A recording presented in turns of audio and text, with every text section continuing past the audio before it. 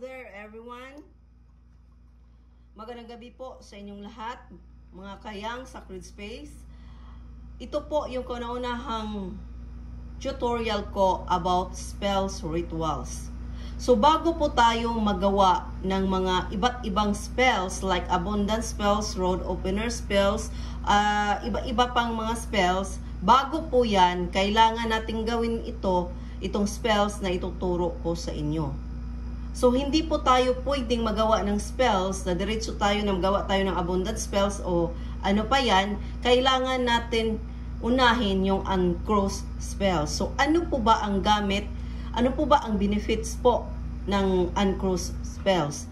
Ang uncross spells po ay siya po ang mag-remove sa lahat ng mga negativities like black magic, like curse na galing pa sa ancestor natin, sa past life natin. So, kailangan natin na ma-remove ito sa ating katawan.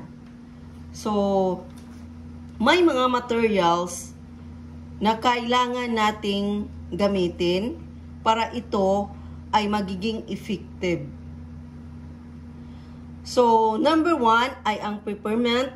Number 2 ay ang cumin seed, at ang ginger. So, ano po ang mga gamit ng mga herbs na to? Ang gamit po nito ay mag-remove po sila ng mga negative energies sa ating katawan, sa ating utak, puso, katawan, kaluluwa, at ang ating aura, sa ating aura at ang ating auric field. So, ito po ay mag-cut ng ancestral karma, past life karma, mga bad karma, lahat ng klase ng bad karma. So, mag-shield ito against negative influences. After na lumabas yung mga negative energy sa katawan mo, ang pinakamatagal na magsilabasan ang mga negative energy sa katawan mo, 4 weeks po. So, after that, ang mga herbs na to, mag-shield po sila sa mga negative energies, negative influences na gustong pumasok sa ating katawan, sa ating aura, sa ating auric field. So, may mga kailangan tayong mga gemstones para mas magiging effective talaga ang ating gagawin na spells. So, itong smoky quartz, so, sasabay ito sa mga herbs sa pagkuha ng mga negative energy sa katawan natin, sa mind, sa heart po, sa katawan, sa spirit po natin. So, sa lahat po ng chakras natin, from root chakra to crown chakra. So, ito po ang mag-absorb at ilabas po niya ang mga negative energies na nandyan sa katawan natin. So, itong clear quartz, ito po ang mag-heal po sa lahat ng ating utak, puso, katawan, at kaluluwa.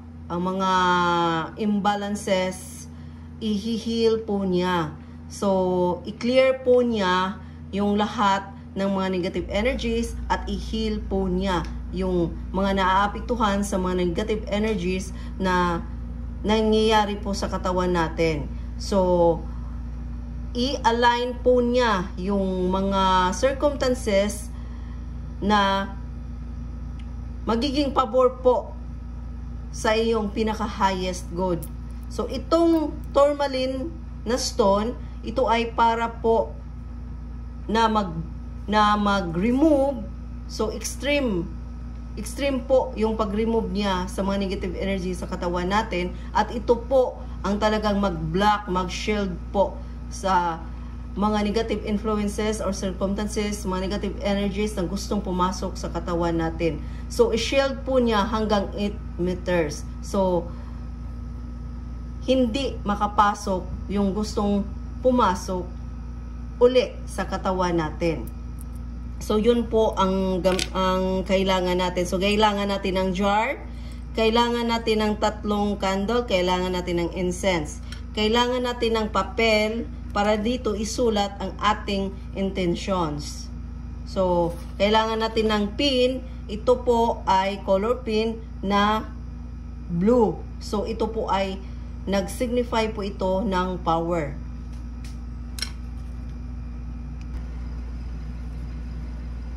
So, ngayon, ang una natin gawin ay susulatan natin ang papel. So, nakasulat dito yung pangalan, example, Jane C. Smith, July 14, 1962.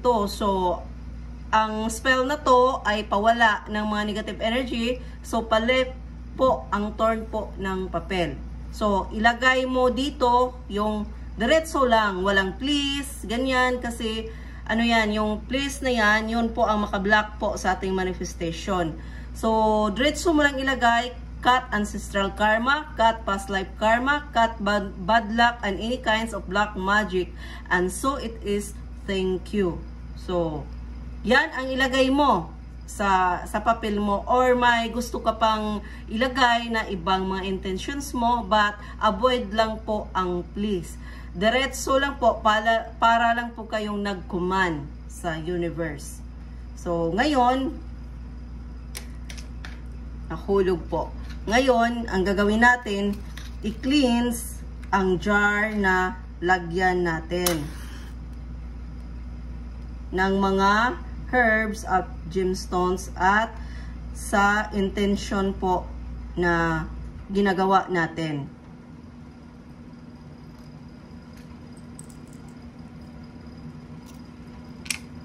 Before natin ilagay, i-cleanse po natin ito. Yan.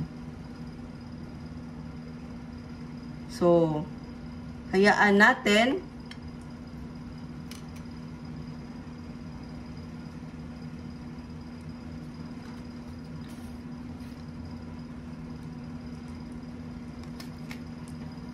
So, ito is ano, yung palayo para sa'yo, palayo sa'yo.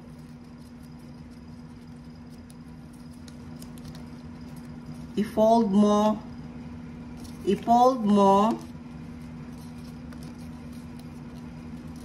ng 7 times. 1, 2, 3, 4, 5, 6, 7.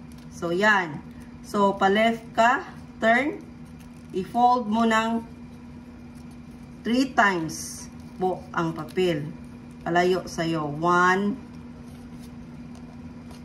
2, 3. So, ganito yan. Ganyan. Ngayon, unang ilagay mo ang peppermint dito. Konti lang peppermint. At itong mga cumin. So, itong mga herbs na to, ulitin ko, ay siya po ang mag-remove ng lahat ng bad luck na nangyayari sa iyo ngayon. So, pagkatapos itong mga gemstones, yan. At ilagay mo ang papel dito. So, kung hindi po siya kasya, i-fold mo na lang. So, ganyan. Ilagay mo po siya.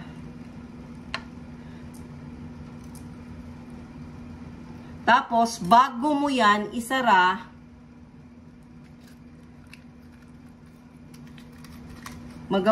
i-light mo ang candle.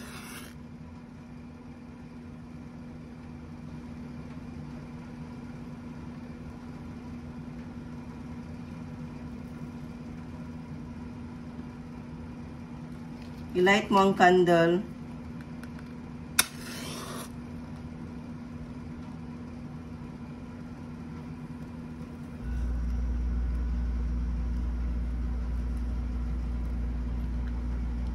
So, tayo po ay mag-intent na. So, tayo po ay magdasal. So, ano po yung religion nyo? Yun ang tawagin nyo. Ako po ay Catholic. So, tinatawag ko po highest power. Ang tawag ko po sa ating yun nga, yung creator po natin. So, mag-sign of the cross po tayo bago tayo magsimula sa ating intention. So, in the name of the Father, the Son, the Holy Spirit. Amen. So, itong ginagawa natin to, yung ganito, tayo ay magpalabas ng energy galing sa katawan natin at tinatawag natin ang Universal Life Force Energy para po sila ay pumasok dito sa ating jar at magbigay po ng power sa ating intentions na nilagay natin sa jar. So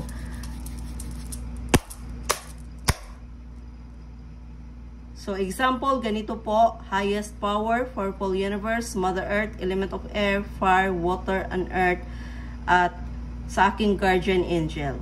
Samahan niyo po ako sa aking gagawin na mag-uncross po sa aking sarili na putol po lahat, ma-remove po lahat ng mga negative energies na nandito sa aking utak, puso, katawan, kaluluwa, at sa aking 7 chakras, sa aking auras, at sa aking auric field. By the power of highest power, by the power of powerful universe, Mother Earth, element of air, fire, water, and earth, at sa aking guardian angel, ikat mo lahat at i-remove mo ang ancestral karma, generational curse, past life karma, lahat ng mga bad luck na nandito sa katawan ko, misfortunes, mga lahat ng negative energies nandito sa katawan ko. I-remove mo at i-dissolve mo at ikat mo. And so it is. Thank you, highest power, powerful universe, Mother Earth, element of air, fire, water, and earth, at sa aking guardian angel. So, mag-sign of the cross kayo uli para tapusin ang inyong intentions. In the name of the Father, the Son, the Holy Spirit. Amen. So, hayaan nyo lang yung candle hanggang po siya ay matapos. So, pagkatapos na turn down na po ang candle, ay i-close nyo po ang jar. Pagkatapos na ma-close mo itong jar, ma-close mo ito ay ilagay mo sa iyong altar. So, every Thursday po, mag-light po kayo ng candle. Every Thursday, kasi ang Thursday ay Jupiter at yun po ang malakas po yung energy ng stability po sa buhay natin. So ngayon, every Thursday po, every week, every Thursday, mag-light kayo ng candle at magpasalamat kayo na ang lahat ng mga negative energies na nasa katawan mo ay nawala na. So, gagawin mo yan 7 Thursday po. So, after that, ilibing mo ito sa ilalim ng kahoy na malapit po sa kanyang roots. So, itong mga candle na to, ilagay mo lang sa ilalim ng, ilagay nyo lang sa ilalim ng tanim na nasa labas sa bahay nyo. So, yun lang po. Maraming salamat at thank you for watching.